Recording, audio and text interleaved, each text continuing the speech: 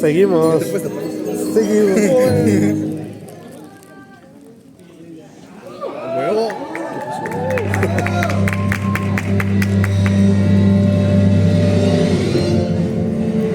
Tátalo, güey.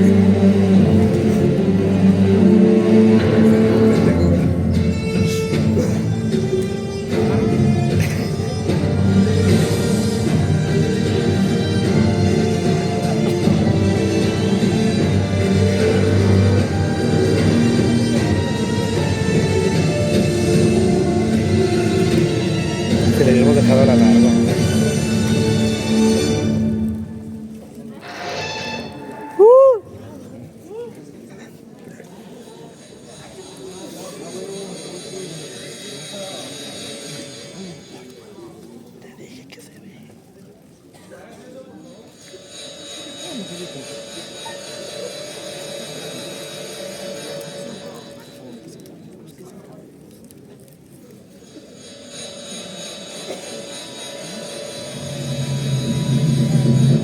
En lo profundo del corazón de Guadalajara, más allá de las plazas y los edificios coloniales, yace un secreto, pero no son solo leyendas. Sus paredes desgastadas por siglos de silencio parecen susurrar historias olvidadas de religiosos que perecieron en la oscuridad, de rebeldes que buscaban refugio. ¿Son los túneles meros testigos de la historia o guardan algo más oscuro, algo que no conocemos? Si existen estos túneles, mal llamados túneles, yo diría galerías pluviales, que fueron construidos en el siglo XVIII, que fueron incrementados con el paso de los años, alrededor de 200 años más. ¿Para qué funcionaron? Pues depende del tiempo. Dijo el profe. Para el agua, sí. También hubo gente que se escondió, sí. Lo de la guerra cristera, lo dudo mucho. En la primera mitad del siglo XVIII se hicieron para dotar de agua potable bajo el sistema de galerías filtrantes que sistematizaron los romanos hace 2000 años. Son para rescatar el agua que cae de la lluvia, o sea, que cae de la lluvia, que se queda estancada y que eventualmente, con el paso de muchos años, vuelve a salir en lluvia, ¿no? Sale el ciclo del agua. Entonces, sí hay investigadores que ya han presentado la idea de rescatar esa misma agua de la lluvia para usarla en beneficio de la población. Entonces, no nada más son esas obras de las galerías pluviales, sino en general el agua que cae, porque en Guadalajara cuando llueve, y llueve en serio, esa agua se pudiera reutilizar. Nos trae agua viva a través de galerías filtrantes, un recurso que el franciscano Fray Pedro Buceta sistematizó, sobre todo tomando en cuenta la diferencia de altura que hay entre los Colomos y el centro de Guadalajara.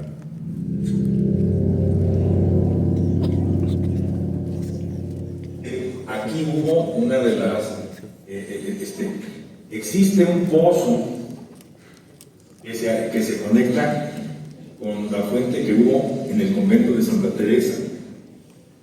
Y existen trozos de esas galerías filtrantes en muchas partes de la ciudad, pero ninguno se ha restaurado y está en condiciones de visitarse.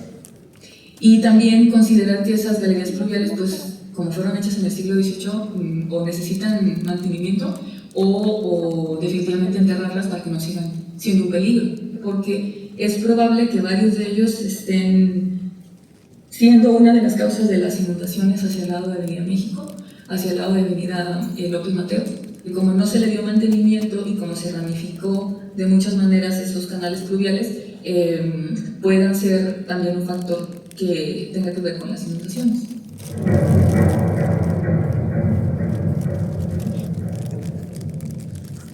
Sin embargo, viene la Revolución Mexicana en 1910, poquito después, hasta 1913-14, que es cuando entra el ejército constitucionalista a Guadalajara, pero eso hizo que ya no se hiciera ninguna obra. Entonces, ¿qué pasa con estos canales subterráneos? Se abandonan, muchos de ellos. Y por eso empiezan ahí los mitos, de que yo me acuerdo que mi abuelo, yo me acuerdo que mi papá usaba estos canales. Simplemente desenterrar un poquito y encontrarse con esos canales. Repito, ¿quién produjo esa versión? La ignorancia. ¿Por qué se sigue repitiendo por eso? ¿Y qué coraje? Porque los buscadores de leyendas, en lugar de presumir que hubo en Guadalajara, en la primera mitad del siglo XVIII, la primera red de galerías filtrantes para botar de agua a una ciudad a 1540 metros sobre el nivel del mar, siguen dándole aliento a una versión infundada y sin razón de ser. ¿Para qué podría servirle a nadie hacer un túnel o una galería? Y luego hay otras versiones, y pues esa es una, de que eran redes para comunicar que la catedral con los conventos y que las otras iglesias. ¿Es mentira? En esos túneles jamás tuvieron nada que ver los cristeros, porque en la capital de Jalisco no hubo cristeros que tuvieran participación activa, como si la tuvieron en los campos de batalla, tanto en el sur de Zacatecas y el norte de Jalisco. Eso empezó a generar muchos mitos, muchas leyendas de que por ahí se escondía dinero, que se pasaba dinero. Entonces sí es muy importante que se estudie esto sin el componente del chisme o el componente de, pues con el morbo se ha visto, pero sí con un carácter arqueológico, histórico, para entender por qué existen y para qué pueden funcionar.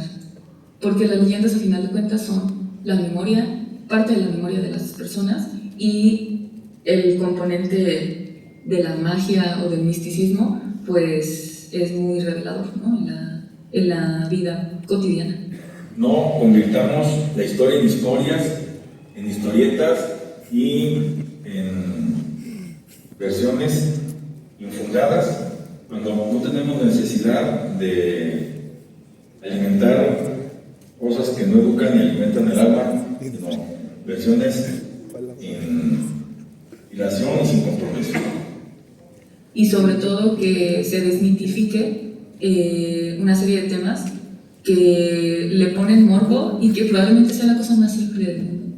Tiene el mismo valor que los que van a hacer visitas nocturnas al Panteón de Belén para escuchar necedades, estupideces, sandeces, que el vampiro, que el niño que se aparece, que el hombre lobo, pues, demonios, estupideces.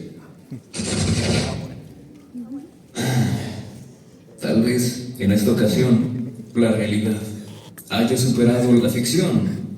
Y la realidad es que estas galerías filtrantes significaron una parte importante de la historia y un gran logro arquitectónico de su época.